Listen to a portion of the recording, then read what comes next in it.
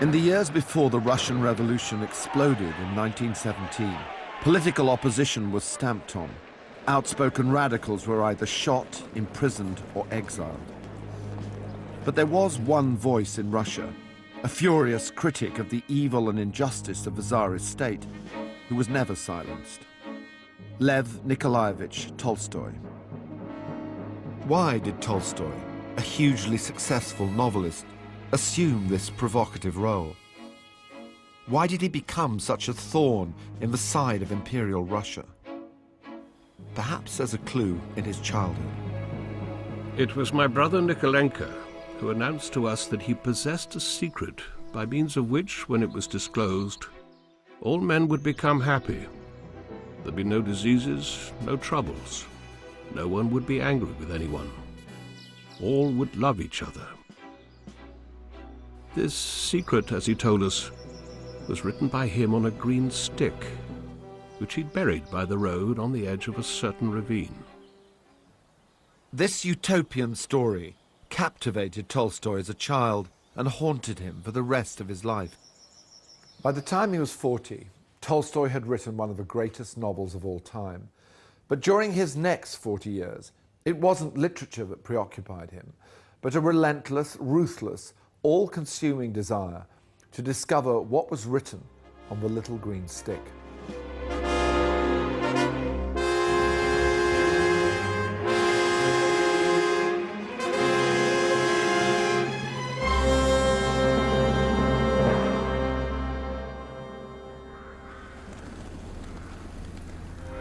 By the beginning of the 1870s, thanks to War and Peace, Tolstoy was established as Russia's greatest living writer.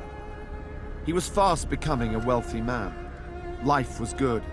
He was in love with his wife, he already had 4 children, and there was another on the way. Yet strangely, he was ill at ease with himself, with who he was, and the way he lived.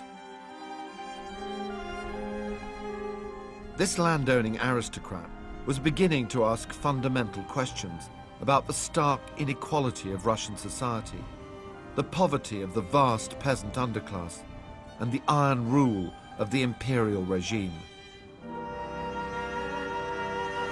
In 1871, he decided to make the long journey across Russia and down the great Volga River to the eastern region of Samara and the empty wilderness of the Russian steppe beyond.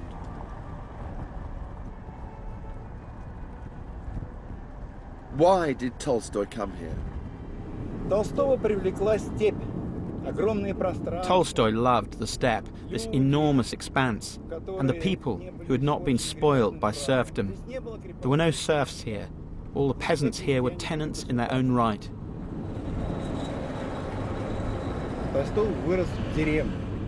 Tolstoy grew up in a rural village.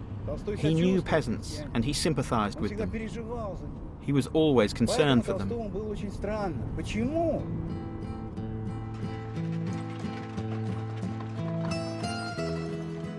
Tolstoy fell in love with the land and with the people of Samara. And despite Sophia's reservations, he decided to buy a large plot. And in the summer of 1873, he insisted on bringing the whole of his family with an entourage of servants here for their annual summer holiday. This bedstead memorial marks the place where their simple farmhouse stood.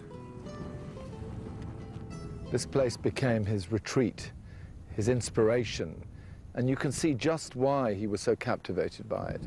This country, he said, is beautiful. It is just emerging from its virginity. Just below the site of the farm, Victor, our guide, arranged a typical Bashkiri feast of lamb and fermented horse milk. This is the famous kumis. This is the mare's milk that was drunk by Tolstoy. In fact, he came here in pursuit of this particular beverage, actually. Tolstoy очень любил кумыс. Yeah. Cheers. Cheers.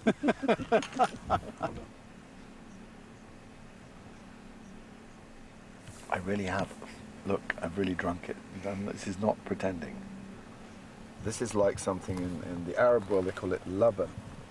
That's yogurt, which is fermented yogurt, the same, but not normal. This is really just milk. This is like milk, but it is fermented. It tastes very fizzy and rather sour. I don't know if it's to everyone's taste, but I've got this in common with Tolstoy. I like this.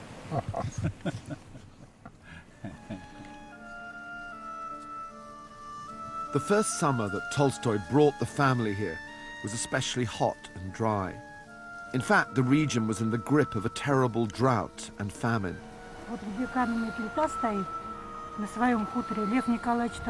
Lev Tolstoy wrote a letter from his farm here to his publishers about the famine in Samara, which was published in the main Moscow newspaper.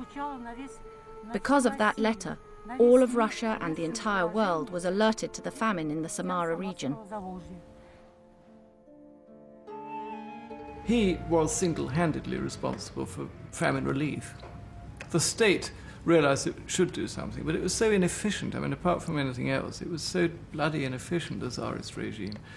Tolstoy, who was a good landowner, good army officer, he went to Samara and he actually made sure that the food got to the people who needed it. He raised money. He wrote letters to the English papers and alerted the world to the famine in Russia.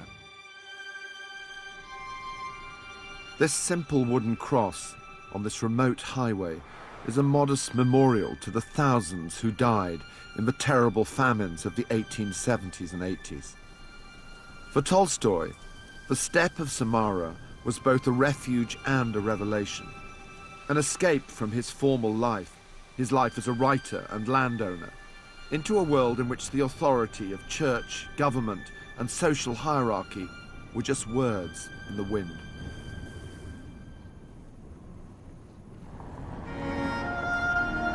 At first glance, it might seem hard to see the link between the moral, political, and religious tumult bubbling in Tolstoy's mind and the romantic novel that he was beginning to compose that summer in Samara. As much as anything he wrote, Tolstoy's masterpiece, Anna Karenina, is a profoundly autobiographical work, and even the introspective, tragic heroine shares a great deal with her creator.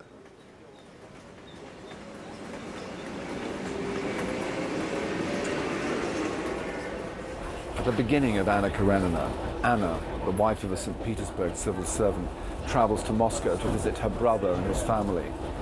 Unexpectedly, she encounters a young cavalry officer called Vronsky, first at the train station and then at a ball.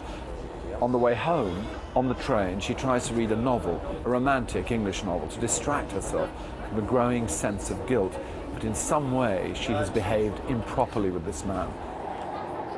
Anna read attentively, but there was no pleasure in reading, no pleasure in entering into other people's lives and adventures. She was too eager to live herself. Tolstoy was like Anna. He was reluctant to commit to fantasy. He was too involved with real life. As he began to write this story, the characters and events that emerged began to bear a striking resemblance to the people, events, and conflicts in his own life. If War and Peace was a book about who Tolstoy was, perhaps Anna Karenina was a book about who Tolstoy had become. I've always believed there is a bigger difference between War and Peace and Anna Karenina than has generally been acknowledged. Think of the beginning of Anna Karenina, the epigraph. "Vengeance is mine, saith the Lord, I will repay." Vengeance is there at the beginning. Suicide is there at the end. And we know, in biographical terms, that Tolstoy got the idea from the sad fate of a poor woman who threw herself under a train not too far from Yasnaya Polyana. And he was taken in as the local JP, and he had to view the mangled corpse there in the mortuary and be there while they carried out the post-mortem. And it stuck in his mind. There is a darker tone about Anna Karenina. There is more violence, there is more pessimism. It's not the sunny uplands that happened at the end of War and Peace.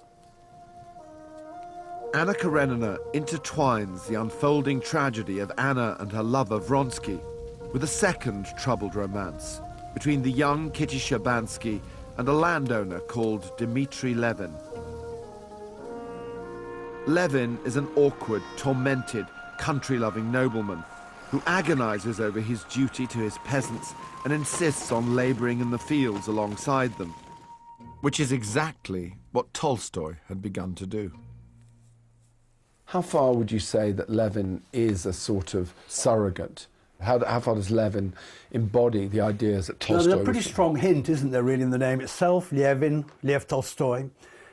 We also know that there are many scenes in Anna Karenina which are lifted straight out of his life, like all the haymaking scenes and this kind of thing.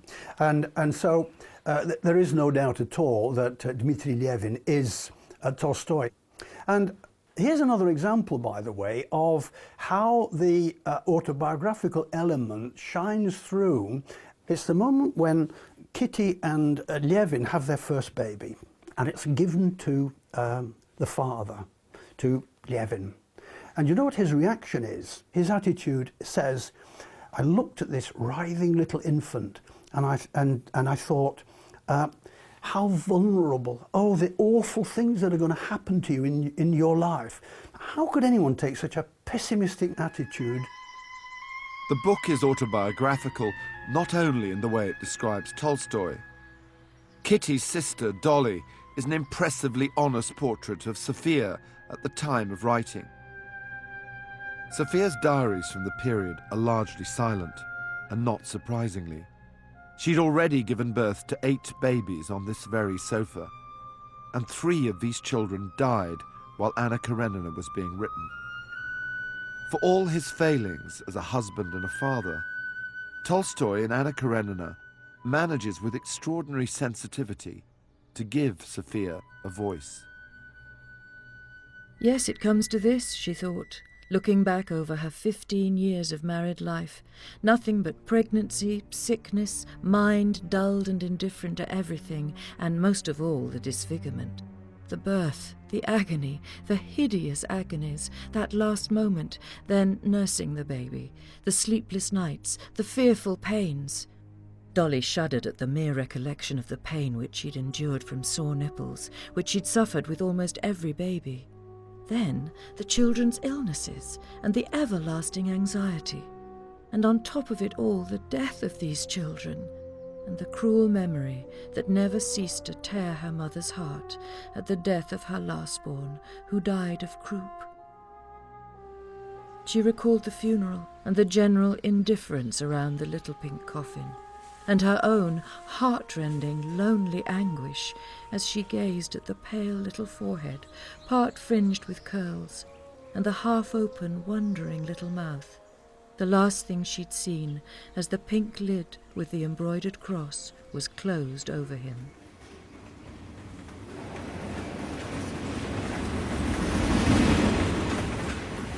After an early flurry of writing, Tolstoy found the completion of Anna Karenina increasingly onerous and developed a love-hate relationship with a story that had become too close for comfort.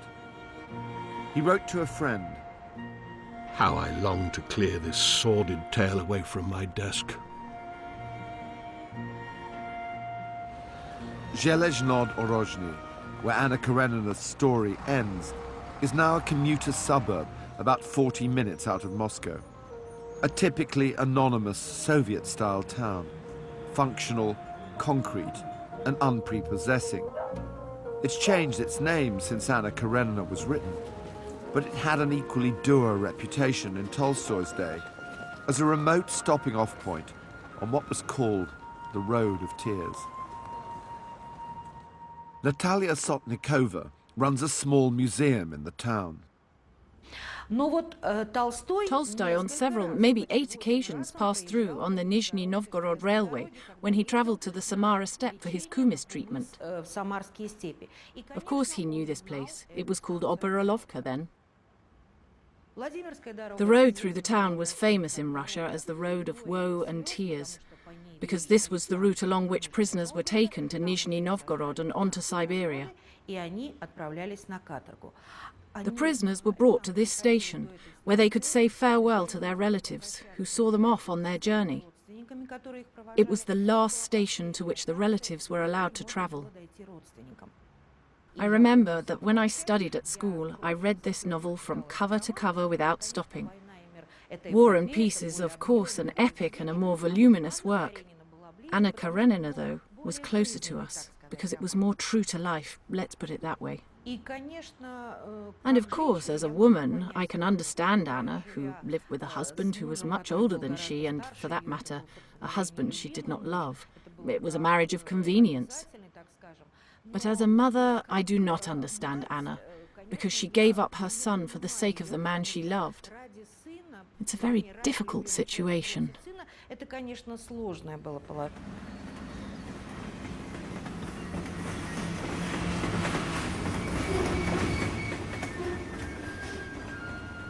She tried to fling herself below the wheels of the first carriage as it reached her.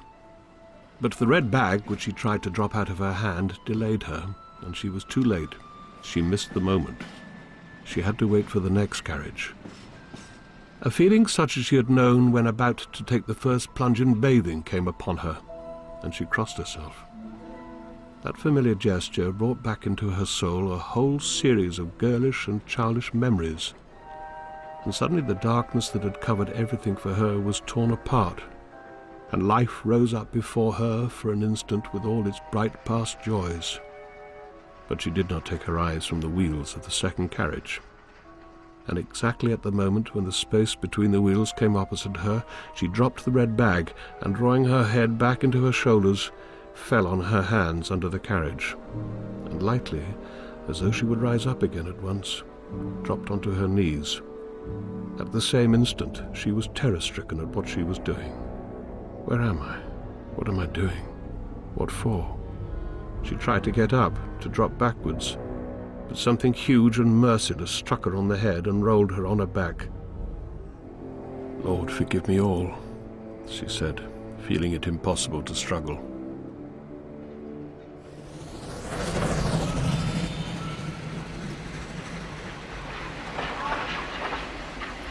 Very often when writers are finishing a book, they are visited by depressions and fears. Virginia Woolf famously killed herself having finished a book. She just couldn't stand the idea of finishing. And I think that's one of the reasons that Tolstoy is holding off. He knows that when he finishes this book, something is going to happen in his life, so he can't really finish it. On the one hand, he's becoming utterly disillusioned with the whole art of fiction. On the other hand, he's asking himself, he's now deep into a middle-age crisis. What am I going to do with myself when this book's finished?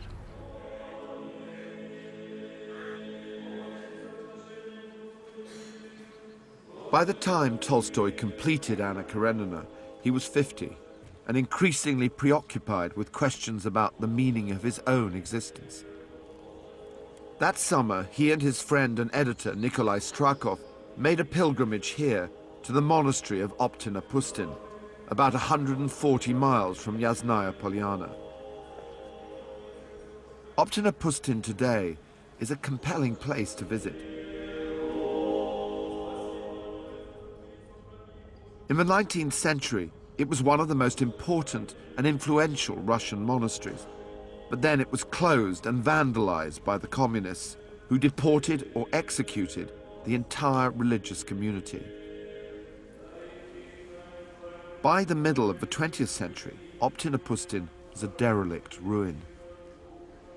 However, today, the churches and indeed the whole monastery is being rebuilt by a new generation of fiercely devout monks in a striking demonstration of modern Russia's Orthodox Christian revival. When Tolstoy first came here to Optina, back in the summer of 1877, there was a similar atmosphere of religious enthusiasm underway. At the time of his first visit, he was incredibly devout, and coming to the end of Anna Karenina, he was in this state of profound depression, and he wanted answers. He desperately wanted to find an answer to the meaning of life, and he didn't like the idea that it was meaningless. He wanted there to be meaning, particularly to his own life. And so he was someone who, at that point, was observing all the fasts and going regularly to church. And so I think his quest was very sincere on that first occasion. Like many thousands of Russians from all over the country, Tolstoy came to Optina to meet an extraordinary starets, or religious elder, by the name of Ambrosi. Pilgrims came specially to consult Ambrosi, who was treated as a cross between a clairvoyant and a saint. The monastery nominated Father Sellafield to talk to me about the still delicate subject of Lev Tolstoy. Lev Nikolaevich Tolstoy was an incredibly complex, tragic man. Many people found him hard to understand. This was a man who was unsettled throughout his life, forever in torment. His childhood and his youth had passed in a moral and sinful decline.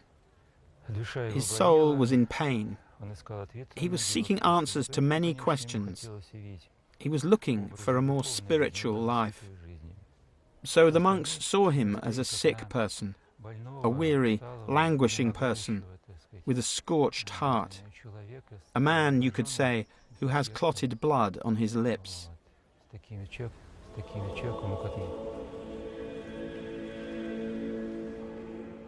It's not clear exactly what occurred in the conversation here between Tolstoy and Ambrosi, but certainly this visit to Optina Monastery marks the beginning of a profound religious journey and the unflinching soul-searching that was to turn Tolstoy's and his family's life upside down. 26th of August, 1882. It was 20 years ago, when I was young and happy, that I started writing the story of my love for Lyovochka in these diaries. There's virtually nothing but love in them, in fact. 20 years later, here I am sitting up all night on my own, reading and mourning its loss. For the first time in my life, he has run off to sleep alone in the study. We were quarrelling about such silly things. I accused him of taking no interest in the children and not helping me look after Ilya, who is sick. Today he shouted at the top of his voice that his dearest wish was to leave his family. I shall carry the memory of that heartfelt, heartrending cry to my grave. I pray for death, for without his love I cannot survive. I knew this the moment his love for me died. Was there a moment in their relationship when it began to go bad? To understand the relationship, you have to understand the change in Tolstoy's mood. It was not she or the family that changed. It was Tolstoy who changed. Tolstoy walked away from their family. The family, instead of being an ideal, became an obstacle for a man who viewed himself not as a writer anymore. Tolstoy wrote in the last years of his life that it was shameful to write in an artistic manner. He was ashamed of his literary work. When he was asked about Anna Karenina, he pretended not to remember what work he was being asked about. What is that? Is it some tale about a lady who loved an officer? He abandoned his literary past. He abandoned his ideal as a family man. That's how depression and spiritual conversion affected. Sophie was saying, he became a very different person. I did not marry this man. She was someone who we have to have a lot of sympathy for. I think it was very difficult living with him, but she also had her own shortcomings. I mean, they were both people with flaws, and she was, dogmatic in her own way too. She was a sort of famously humorless person.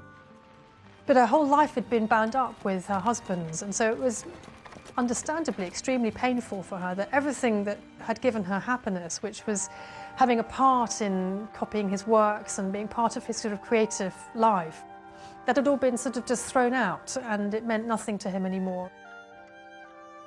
In the early 1880s, Tolstoy began pouring his energies into a series of soul-searching religious and philosophical tracts. He turned his back on the dogma of the Russian Orthodox Church and even went so far as to produce his own version of the Gospels. He decided to start translating the Gospels himself, and what he did actually was just to merge the four Gospels into one, and this was his own kind of Tolstoyan Gospel. And he jettisoned everything that didn't really meet his approval, which was most of it actually. All the miracles, for example, everything that was vaguely metaphysical had no place, and the only thing which really survived was everything that Jesus actually said. He thought that was all right, and his religious philosophy essentially boiled down to the Sermon on the Mount. This was no abstract philosophy. Tolstoy was determined to live by the Gospels. He'd always admired the peasants, but increasingly he aspired to be like them. He laboured in the fields, he dressed like them, he even learnt to make his own boots, and what's more, he attempted to give them land. However, his acts of charity only provoked distrust among the peasants and infuriated his wife. In 1881, the Tolstoy family moved to Moscow, at least for the winter months.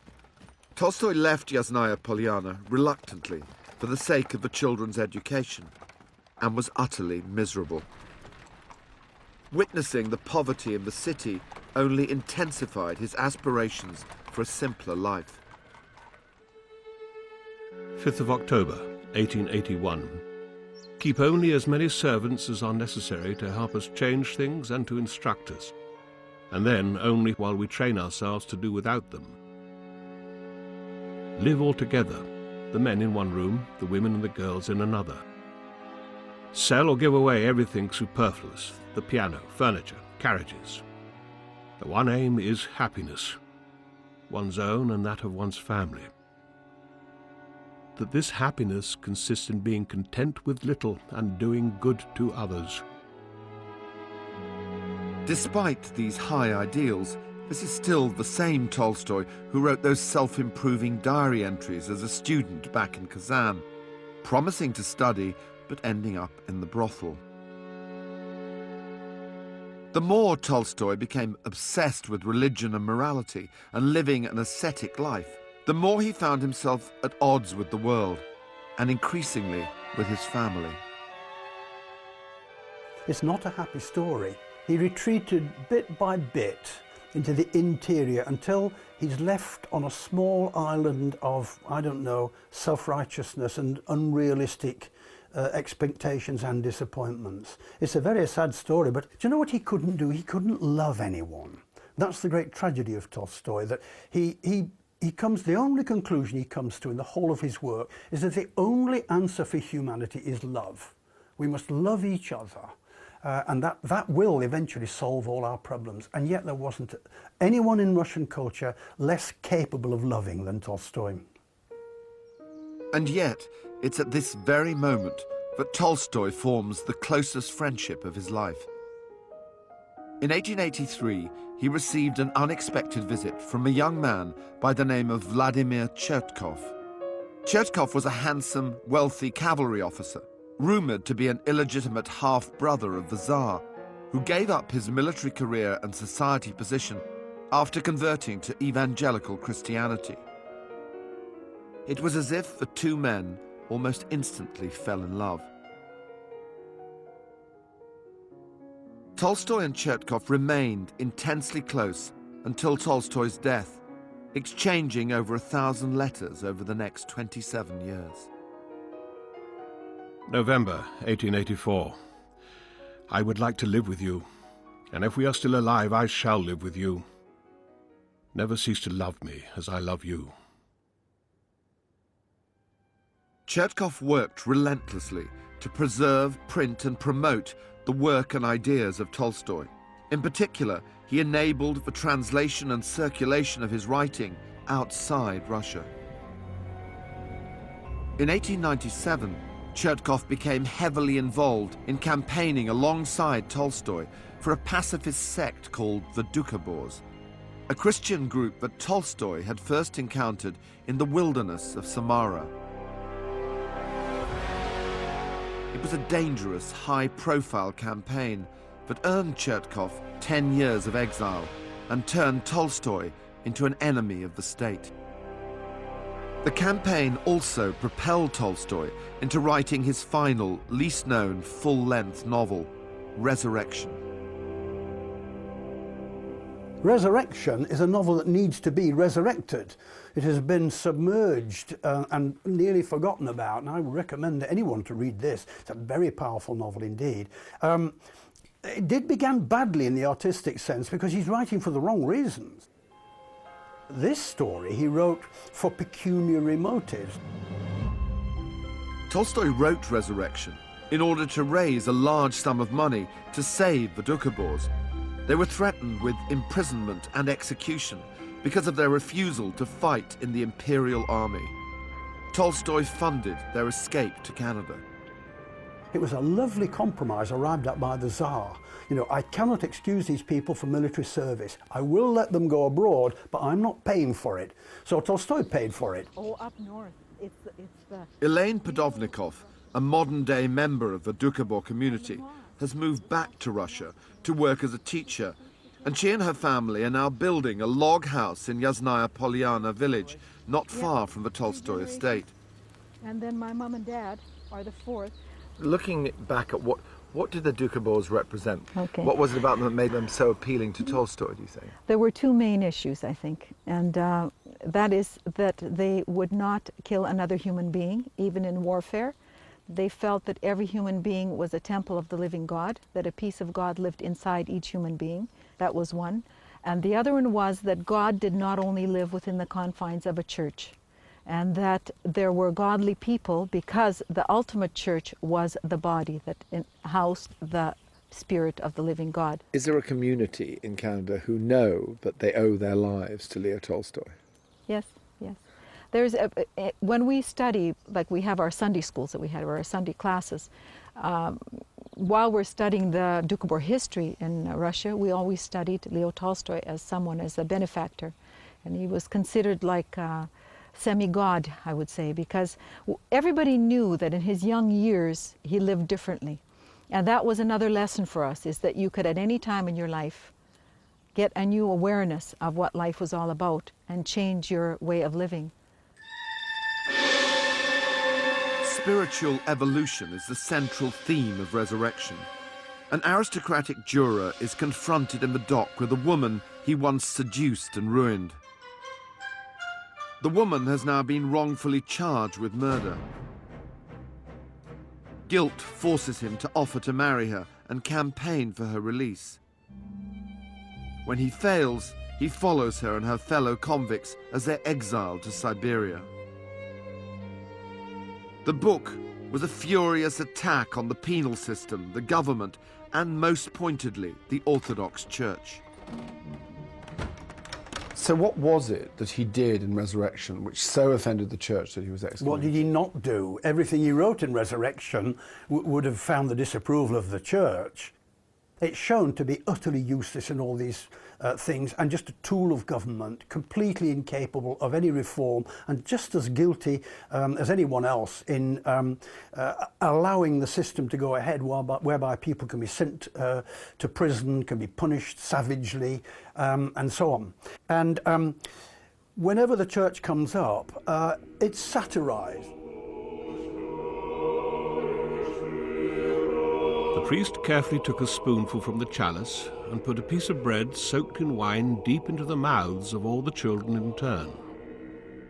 And then the deacon wiped their mouths while singing a cheerful song about children eating God's body and drinking his blood.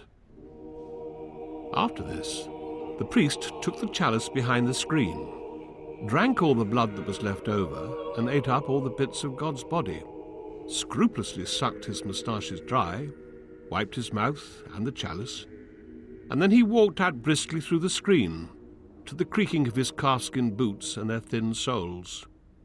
He was a picture of contentment.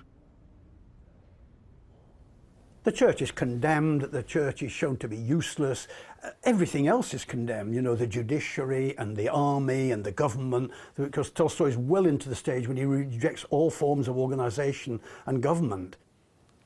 Tolstoy's ideas are very relevant now.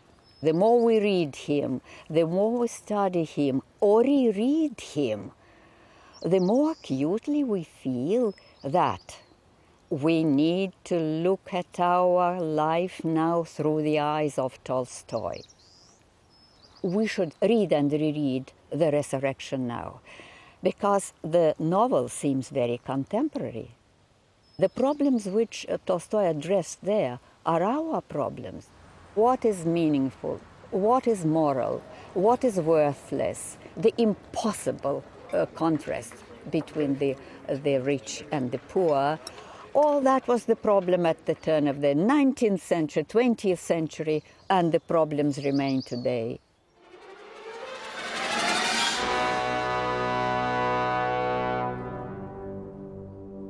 Tolstoy's mockery and contempt for the Orthodox Church eventually forced a reaction. In February 1901, Metropolitan Antony, the senior cleric in St. Petersburg, mounted the pulpit and declared, Count Tolstoy, under the seduction of his intellectual pride, has devoted his literary activity and the talent given to him by God to disseminating teachings repugnant to Christ and the Church, and destroying in the minds and hearts of men their national faith. But if the Church thought that Tolstoy's excommunication would undermine his growing popularity in Russia, the effect was absolutely the opposite.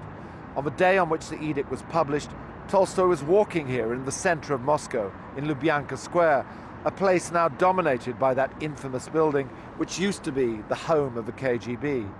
February 1901 was a period of student protest, and a large crowd of demonstrators filled the square. Apparently someone in the crowd spotted Tolstoy, who was out walking with a friend, and called out, ironically, "Look, there goes the devil in human form." At which point the whole crowd started cheering and shouting, "Long live Lev Nikolaevich." In the end, the situation became so passionate that mounted police had to rescue Tolstoy from the crush. Unfortunately for the Church, Tolstoy's excommunication only served to galvanize public support for him and to draw attention to his ideals and beliefs. Разрушает русскую государственность. Tolstoy was saying terrible things about the Church, and in so doing was perverting a very large number of his contemporaries. And so the Church, represented by its higher body, by the Synod, said that in his deeds Tolstoy was demonstrating he was not at one with the Church. This rejection of Tolstoy by the Church was a rare and extraordinary act to take against such an eminent Russian figure, and his excommunication is still very much a live issue today. Once again, Church and state are closely, even intimately aligned, and Tolstoy's descendants have failed in their attempt to get the Church to reconsider its position. In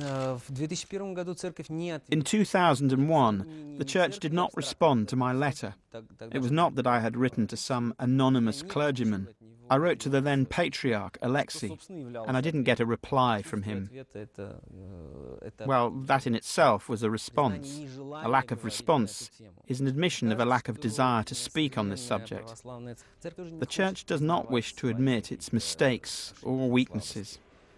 Yes, the conflict has not yet run its course. The culmination of Tolstoy's religious writing was a book entitled The Kingdom of God is Within You, which laid out his philosophy of non-resistance to violence. Of course, Gandhi was one of the millions of people who read The Kingdom of God is Within You, and it had an electrifying impact on him. He was living in South Africa, and it made him want to set up a Tolstoy farm, for example, there. So he did that, and that was for the Indians there. And you know, he'd himself been a victim of the racism there and seen the sort of coercive ways of the government. And it became a sort of cornerstone, of course, of his own philosophy. It was a very, very important moment. And did Tolstoy absorb all this, and did he realise the impact of these ideas and these views? Yeah, and he was absolutely thrilled by this, of course, because As much as he wanted to run away and be an ascetic and live like a wanderer with nothing but the clothes on his back, he also wanted his ideas to be disseminated. He actually wanted people to come round to his way of thinking. He wanted governments to dissolve. He didn't want there to be any more private property. And as this incredible narcissist, he was very convinced that he did know the truth. At the point at which Tolstoy had achieved something very like sainthood on the public and international stage, his personal life was in crisis, thanks largely to his relationship with Chertkov, a man who Sophia Tolstoy now described as the devil himself. It's at this moment that a final and tragic act of Tolstoy's life begins to unfold. Lev Nikolaevich becomes more intolerable each day because of his heartlessness and cruelty to me. And it is Chertkov who has brought all this about, gradually and consistently. He has done everything in his power to take control of this unfortunate old man. He has separated us. He has killed the creative spark in Lev Nikolaevich and has kindled all the protest, castigation and hatred that one sees in these recent articles, which his stupid, evil genius has reduced him to writing. Yes, if one believes in the devil, he has been embodied in Chertkov, and he has destroyed our life. Chertkov had this gift, I would say, to antagonize people, to charge them with this negative emotion. And when he would appear on the scene, there would be always conflicts. There would be some conspiracies. There would be something else. He was evil genius. The story of their marriage has been described as probably the most unsuccessful and vicious and horrible marriage in the entire history of literary marriages that we know about. It was as bad as that. All the biographers will tell you. And those declining years at the end when Chertkov gets in on the inside of this and excludes her right up to the bitter end, really, they make terrible reading. Sonia seemed to believe that as an old man, he was actually having a homoerotic affair with this man, Chertkov. That's nonsense, but it shows the closeness of them. 20th of August. Went riding, and the sight of this seigneurial domain so torments me that I'm thinking of running away and hiding. Today I thought, as I recalled my marriage, that there was something fateful about it. I was never even in love, but I couldn't help getting married. In the late summer of 1910, the Tolstoy marriage hit a new low. Chertkov had moved into a house near to Yasnaya Polyana, and a furious row developed over who should have possession of Tolstoy's diaries. 9th of September, 1910. I wrote a letter to Chertkov, but haven't posted it yet. This man is the cause of all my suffering, and I cannot reconcile myself to him.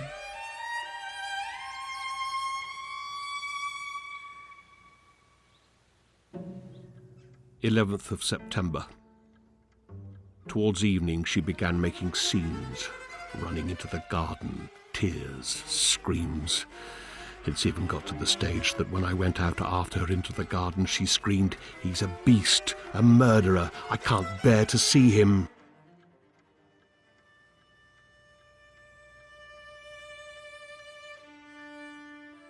"24th of September. After dinner, she began to reproach me and say that I shouted at her and that I ought to pity her. I remained silent. She went to her room, and now it's after 10 o'clock and she hasn't come out, and I'm depressed. A letter from Chertkov with reproaches and accusations. They are tearing me to pieces. I sometimes think I should go away from them all. Finally, at the end of October, one night he was trying to sleep, and he heard his wife going through his papers on his desk in the next room. He woke up, he couldn't go back to sleep, and somewhat spontaneously decided to go, although we know that during the week before he was really talking about it very actively with those around him. So there's definitely a build-up. You feel like it's really almost, when you read all of the accounts, it almost feels like it's inevitable that he's going to leave. Do we know what happened on that night? Before she fell asleep, what happened? Tolstoy was in bed, so she entered his bedroom, just looked at Tolstoy, and then she went to his study.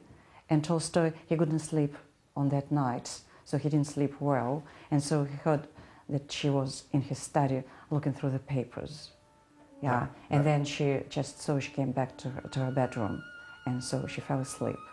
And Tolstoy, out of a sudden, he understood that he couldn't stay any longer here in this house, and decided to go away. This flight is often depicted as spontaneous, and it was not. Tolstoy for years already received letters from his followers urging him to flee.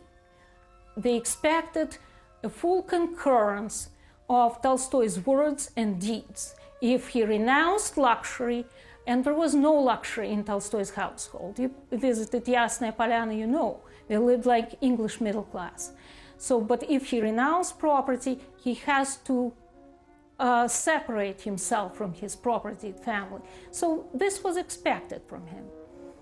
And she lived under the pressure for many years and in fear of their final separation and flight. She knew it would take place. And Tolstoy in his diary says that he wants her to give him an excuse to go away.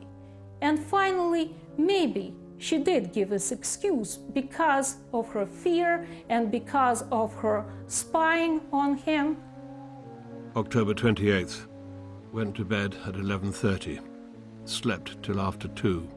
Woke up. I heard the opening of doors and footsteps. I saw through the crack a bright light in the study and heard rustling. It was Sophia Andreevna, looking for something, and probably reading. I wanted to go back to sleep, but couldn't. I gasped for breath. Counted my pulse, 97. I couldn't go on lying there, and suddenly I took the final decision to leave.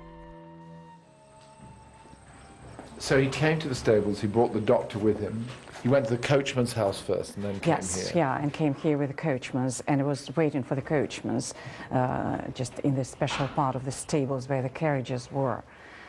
But on the way to the stables, walking through the apple tree orchards, he lost his hat, and he was going back to the house. But fortunately, he met Dusan Makovitsky, his doctor, and Makovitsky had in his pocket another hat.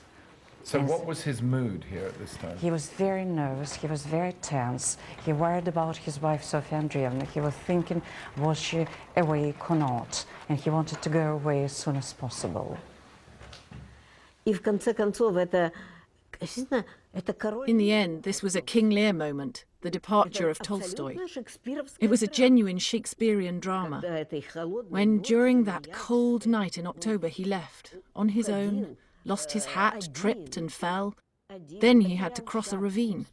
They are all terrifying details, but by this time he was clearly ill. Speaking from a kind of elevated perspective, this was an artist finding a way to complete a great life.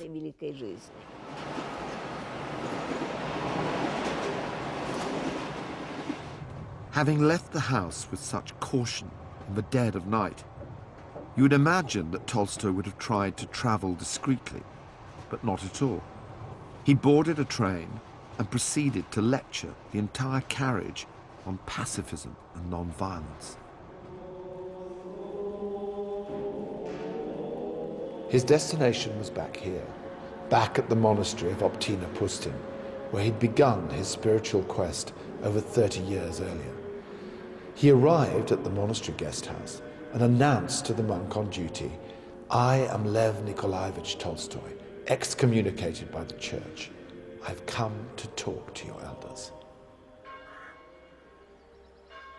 The following day, Tolstoy left Optina Pustin to visit the nearby convent of Shamordino, where his sister Maria now lived as a nun. When he met her in the cell, he burst into tears and told her that all he wanted now was a chance to live in solitude. Apparently they even discussed how he could rent one of the small lodges in the monastery grounds. But clearly, Tolstoy had not made his mind up what to do. At 4 o'clock the next morning, he once again disappeared into the night.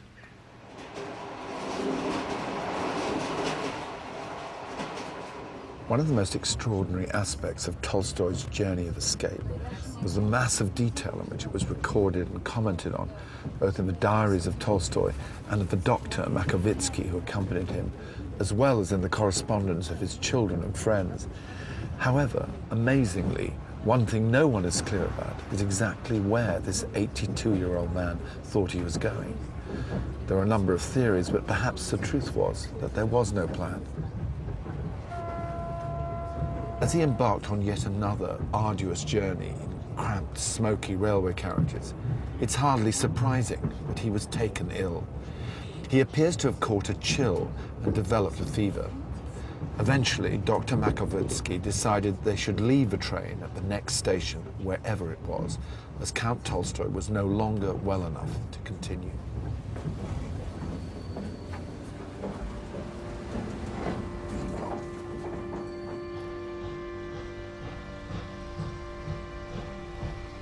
Here at Ostapovo, a tiny rural station in the middle of nowhere, Tolstoy was helped up the platform to the station master's house, where he was offered first a room and eventually the whole house by the awestruck railwayman.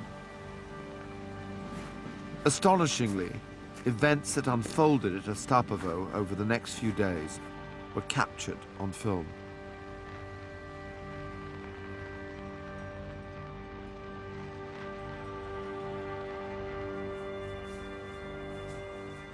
November, Ostapovo. Had a bad night. Lay for 2 days in a fever. Chetkov came on the 2nd. They say that Sofia Andreevna has too. So much for my plan.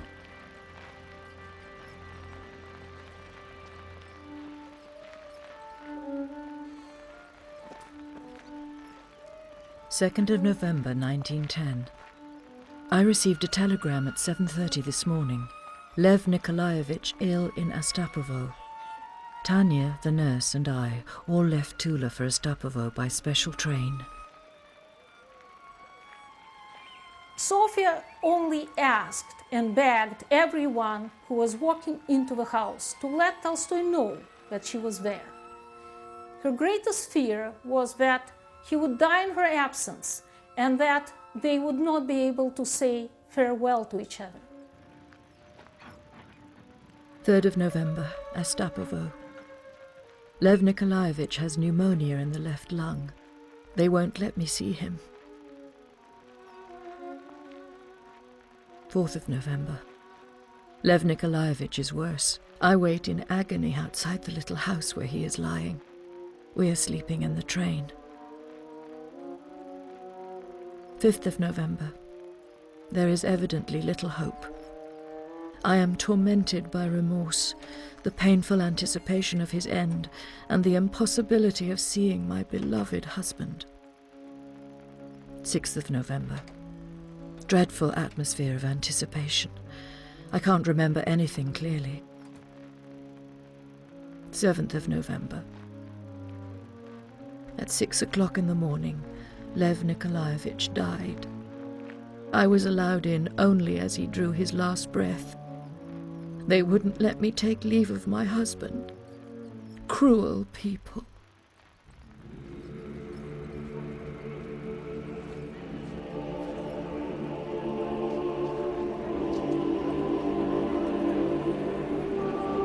Thousands of people went on strike the day of the funeral. There were actually some mass demonstrations that spilled out into the streets, and real concern on the part of the government that this could be a kind of opening up of that revolutionary energy that they had kind of pressed down after the 1905 revolution. This is really his most famous story. This is the one that everyone followed. Everyone, literally everyone in Russia and people all over the world were talking about this. And it was based on this very enigmatic gesture, just trying to figure out what he was doing, where he was going, what he would do when he got there, why he had left. All of these questions just provoked people to create this story, and because it's an unfinished story, because he died without reaching his destination, it created that opening for people to imagine what it all meant. It's hard to find another story like it. It was a huge demonstration of public opinion. Most of those crowds weren't clutching the equivalent of the Times Literary Supplement under their arm. They weren't literary people. They weren't going there because they so admired War and Peace. They were going there because they saw him as their saviour, as the one man who could stand up and say that the government of Russia was intolerable. It's not surprising that revolution was in the air, and there'd already been one minor revolution. And there was, sure as eggs, there was going to be another revolution. It's just a question of whether people thought it would be a Tolstoyan revolution. Толстой не был удобен для царской власти. Tolstoy was not a comfortable figure for the Tsarist authority in Russia. В полной мере приемлем для Nor was he acceptable to the Bolshevik communist authorities. точно так же неудобен. And he is still an inconvenience for the so-called democratic authorities today. He always said exactly what he thought, and this would never have been appreciated by any form of authority. Ни одной власти. When the 5,000 mourners arrived at the grave, there was no ceremony, no priest, no cross. Everyone knelt, including the armed police, after they were shouted at by the crowd. The place Tolstoy had chosen for his burial was not the churchyard where the rest of his family were buried, but here, just by the path at the edge of a ravine, the spot where his brother had told him the little green stick was buried, the stick on which was written the secret of universal happiness.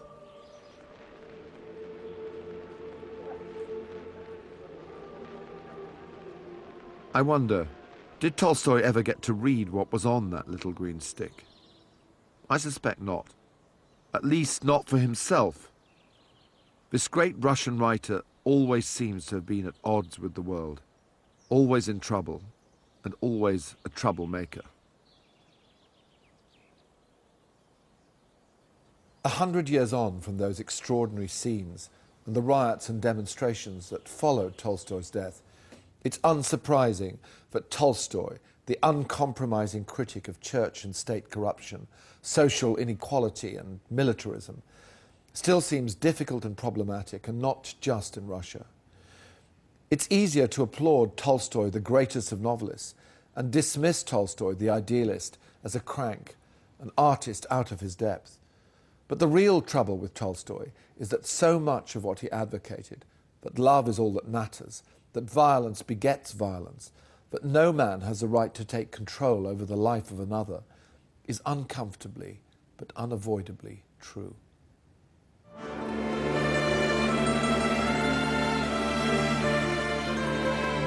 The twilight of Tolstoy's life is covered by our film. Helen Mirren and Christopher Plummer star in the premiere of The Last Station, next on BBC One.